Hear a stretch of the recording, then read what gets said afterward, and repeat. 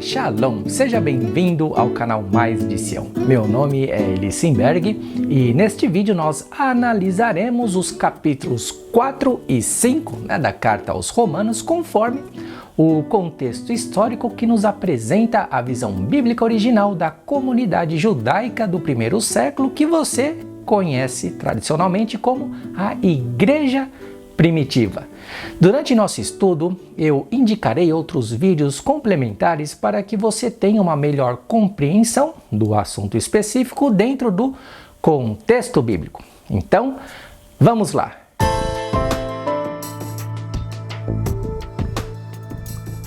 No capítulo 4 da Carta aos Romanos, nós precisaremos abrir um paralelo histórico junto ao contexto bíblico para entendermos a explicação do apóstolo Paulo quando, resumidamente, nos diz que não é o simples fazer que nos justifica perante Deus, mas o fazer porque cremos em algo real.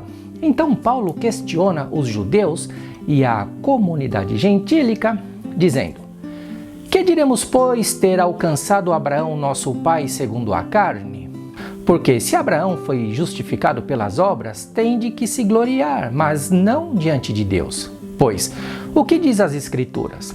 Creu Abraão em Deus e isso lhe foi imputado como justiça.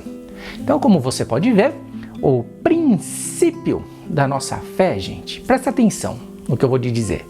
O princípio de nossa fé, da nossa caminhada com Deus, é crer nele antes de qualquer coisa. Porém, a obediência a Deus é a consequência de nossa fé, é o testemunho da nossa fé. Abraão vivia dentro dos costumes pagãos da Mesopotâmia, que era uma cultura tão idólatra, gente, quanto a cultura romana. O livro histórico do Jubileu diz que Abraão começou a entender que a família de seu pai era idólatra na adolescência, né? E desde então ele orou a Deus, orou ao Criador. Inclusive ele tentou converter, o seu pai e também a destruir, os próprios ídolos. Por outro lado, há um outro escrito na tradição judaica que coloca Abraão como um idólatra verdadeiro, fabricante de ídolos. A passagem bíblica mais clara nesse sentido está no livro de Yoshua, de Josué, onde lemos que Terá, pai de Abraão e pai de Naor, serviram a outros deuses, ou seja, eles eram idólatras, eram pagãos.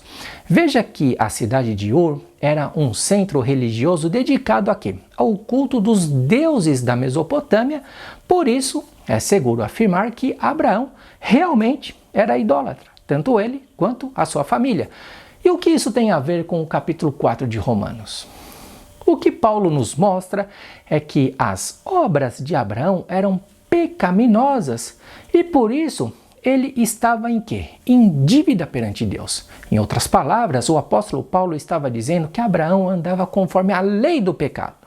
Não conforme a lei de Deus, mas conforme a lei do pecado, e as suas obras eram as obras da carne, E por isso Paulo disse: ora, aquele que faz qualquer obra da lei do pecado, não lhe é imputado o galardão segundo a graça, mas segundo a dívida.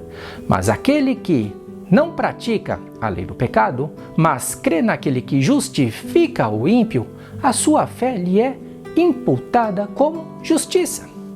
Conforme Paulo escreveu no capítulo 7, a lei de Deus nos revela o quê? Ela nos revela a lei do pecado, ela desmascara a lei do pecado. Sendo assim, quem crê em Deus observa os seus mandamentos e automaticamente abandona o quê? A prática do pecado, das obras da carne. Por isso Paulo cita os Salmos de Davi dizendo: bem-aventurados aqueles cujas maldades são perdoadas e cujos pecados são cobertos. Bem-aventurado o homem a quem o Senhor não imputa o pecado. E a partir daqui, Paulo entra então no dilema sobre a questão da circuncisão, novamente, dizendo: vem, pois, esta bem-aventurança sobre a circuncisão somente, ou também sobre a incircuncisão? Porque dizemos que a fé foi imputada como justiça a Abraão. E como lhes foi, pois, imputada? estando na circuncisão ou na incircuncisão? Não na circuncisão, mas na incircuncisão. Ou seja, a circuncisão de Abraão só aconteceu quando? Só aconteceu muito tempo depois dele ter crido em Deus e obedecido à ordenança do quê? Do ide, do sair do meio da sua parentela para a terra que eu te mostrarei. Quando Abraão recebeu de Deus este mandamento, ele tinha a idade de 99 anos. E aí ele submeteu à circuncisão, tanto ele, quanto todos os seus filhos, parentes e até mesmo trabalhadores, conforme lemos lá no capítulo 17 de Gênesis. Ou seja, assim que Deus fez a aliança com Abraão e as promessas com Isaac, que é o filho da promessa, e as 12 nações árabes, que são os filhos, os descendentes de Ismael, então todos foram circuncidados como sinal do quê? De fé e obediência. E aí Paulo diz, e recebeu o sinal da circuncisão, selo da justiça, da fé, quando estava onde? Na incircuncisão ainda, para que fosse pai de todos os que creem, estando eles também na incircuncisão, a fim de que também a justiça lhe seja imputada. Então, como acabamos de ver, a aliança da circuncisão foi feita na incircuncisão. E quando Abraão se submeteu à circuncisão pela fé, então o selo da justiça foi, consequentemente, validado e imputado por Deus. Através dessa realidade contextual de obediência, à palavra de Deus, você compreenderá o texto da carta de Tiago, destinada aos judeus na diáspora, que diz assim: porventura, o nosso pai Abraão não foi justificado pelas obras, quando ofereceu sobre o altar o seu filho Isaque? Ou seja, obedeceu a Deus, ao mandamento de Deus, a uma ordem de Deus. Então, bem vês que a fé cooperou com a sua obra, e que pelas obras a fé foi aperfeiçoada, e cumpriu-se as escrituras que diz, e creu Abraão em Deus, e lhe foi imputado como justiça, e foi chamado amigo de Deus. Vedes, então, que o homem é justificado pelas obras, e não somente pela fé. Então é importante sempre lembrar que a fé em Deus e as obras geradas pela obediência a Deus não podem ser separadas. Uma coisa deve ser consequência da outra, tá joia? Caso você separe, isso vai ser legalismo. Você percebe que está errado isolar versículos e descontextualizá-los para ensinar o quê? Uma teoria de que somente a fé salva, independentemente se continuamos vivendo uma vida de pecado e desobediência, Não adianta você dizer que crê em Yeshua, mas você é idólatra. Não vai resolver nada. Somente em casos isolados de arrependimento, naqueles últimos instantes de vida, é que a pessoa poderá ser perdoada e justificada, como aconteceu com quem? Com um dos ladrões no dia da crucificação de Yeshua. Porém, preste atenção, está errado fazer uma exceção à regra, De uma exceção nós fazemos a regra, está errado. Por outro lado, também precisamos entender que nem todos os mandamentos estão ligados à salvação, conforme eu mostrei no vídeo passado, quando estudamos o capítulo 2 de Romanos. Nem todos os mandamentos estão ligados à salvação. Então, voltando para os escritos de Paulo, o que entendemos dentro do contexto de todas as suas cartas é que tudo deve começar pela fé.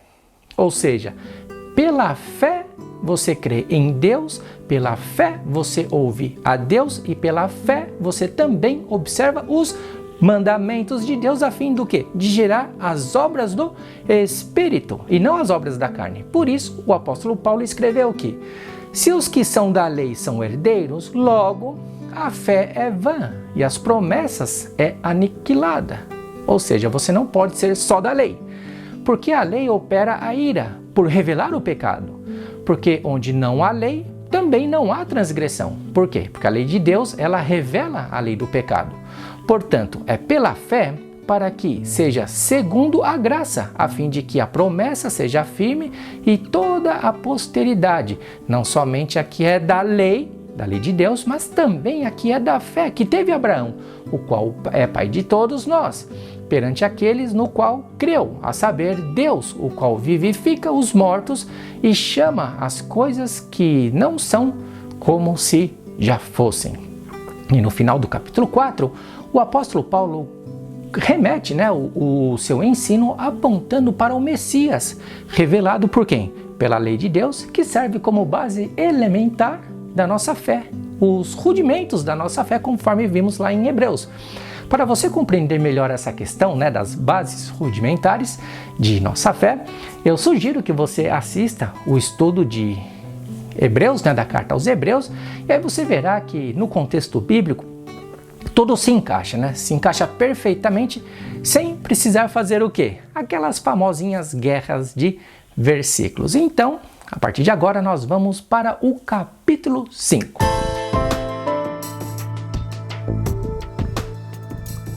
Conforme estudamos no capítulo 4, a fé em Deus é o ponto primordial e o testemunho dela é visto através do quê? Da obediência, da nossa obediência a Deus, tanto pela guarda dos mandamentos ou por um mandado específico particular, recebido do próprio Deus, Existem ordens de Deus que foram dadas a um personagem bíblico e essa ordem era válida para quem? Para todo mundo? Não, somente para aquele personagem. Por exemplo, a construção da Arca de Noé. A gente vai ficar construindo a Arca de Noé o tempo todo? Lógico que não. Não podemos fazer daquela ordenança uma doutrina. Da mesma forma que a lei do sacerdócio é válida exclusivamente para quem? Para a tribo de Levi e ninguém mais. Nem para mim, que sou judeu de outra tribo. Por outro lado, a morte do Messias foi anunciada por Deus a Abraão através do quê? De um simbolismo, onde Isaac foi posto sobre o altar, anunciando que um ser humano morreria pelo pecado do povo, de muitos. Alguns séculos mais tarde, Deus clarificou o seu plano e revelou ao profeta Isaías, conforme lemos no capítulo 53, assim como na visão de Daniel, narrada no capítulo 9 de seu livro. Então, com base nos livros da lei e dos profetas, o apóstolo Paulo diz assim: porque nós, estando ainda fracos, Cristo, o Messias, morreu a seu tempo pelos ímpios, por muitos. Porque apenas alguém morrerá por um justo, pois poderá ser que pelo bom alguém ouse morrer, mas Deus prova o seu amor para conosco através do Messias, que morreu por nós, sendo nós ainda pecadores. Não éramos justos, Logo, muito mais agora, tendo sido justificados pelo seu sangue, seremos por ele salvos do quê? Da ira. Conforme estudamos nos vídeos sobre a carta aos Hebreus, a lei do sacrifício precisava ser atualizada. Por quê? Porque o sangue de animais não justificavam o povo e porque o povo também banalizou, a lei de Deus. Então, no capítulo 10 de Hebreus, vemos que o tipo de sacrifício foi mudado e a lei do sacrifício, estando uma vez atualizada, o juízo também se tornou mais rigoroso para com aqueles que pisam o sangue no Messias, ou seja, por aqueles que continuam pecando voluntariamente e banalizando o sacrifício e o sacerdócio de Yeshua. Por isso é importante que você assista ao estudo da carta aos Hebreus para compreender esses detalhes muito importantes que fazem toda a diferença. Então, como você pode ver, a lei de Deus e os profetas apontam para o quê? Para a morte do Messias e servem de testemunho da justiça de Deus, nos revelando a vontade dele, ao mesmo tempo que nos alerta sobre nossas fraquezas, que nos tornam inimigos do Senhor por causa de nossos pecados. E aí Paulo diz o seguinte: porque se nós, sendo inimigos, fomos reconciliados com Deus pela morte do seu Filho, muito mais, tendo sido já reconciliados, seremos salvos pela sua vida. Portanto, como por um homem entrou o pecado no mundo, e pelo pecado a morte, assim também a morte passou a todos os homens, por isso que todos pecaram. Ou seja, o conhecimento a Deus vem por meio da fé, que gera as obras conforme a sua palavra revelada na lei e nos profetas. E isso está evidente no próximo versículo que diz: porque até que a lei de Deus fosse revelada, estava o pecado no mundo, mas o pecado não é imputado não havendo lei. No entanto, a morte reinou desde Adão até Moisés, que recebeu o quê? As leis de Deus, até sobre aqueles que não tinham pecado, a semelhança da transgressão de Adão, o qual é a figura daquele que havia de vir. E a partir daqui você verá Paulo estruturando ainda mais o seu ensino com base no livro de Gênesis e dos profetas, ou seja, em resumo, o escritor apresenta o testemunho de Adão e Abraão junto à lei, aos profetas, para fortalecer a fé bíblica judaica no Messias. E no final do capítulo, o escritor menciona mais uma vez a importância da lei de Deus, que revela o quê? A lei do pecado e os juízos de Deus. E aí Paulo diz o seguinte: porque, como pela desobediência de um só homem muitos foram feitos pecadores, assim pela obediência de um, muitos são feitos justos.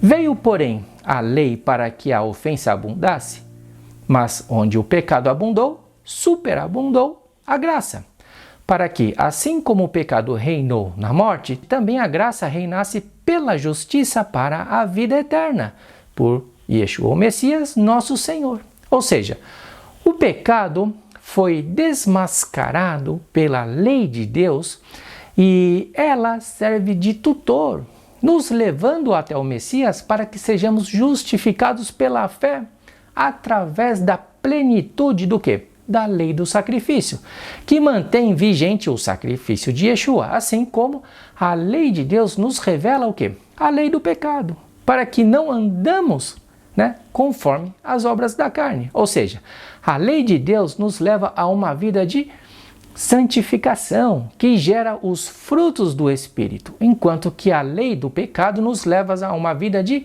transgressões, de desobediências, assim como Adão, lá no início, que geram os frutos do quê? Da carne, do pecado, da morte. E com base nesse conceito genuíno da igreja primitiva, o apóstolo Paulo trará melhores explicações no capítulo 6, que estudaremos no próximo vídeo. Não perca!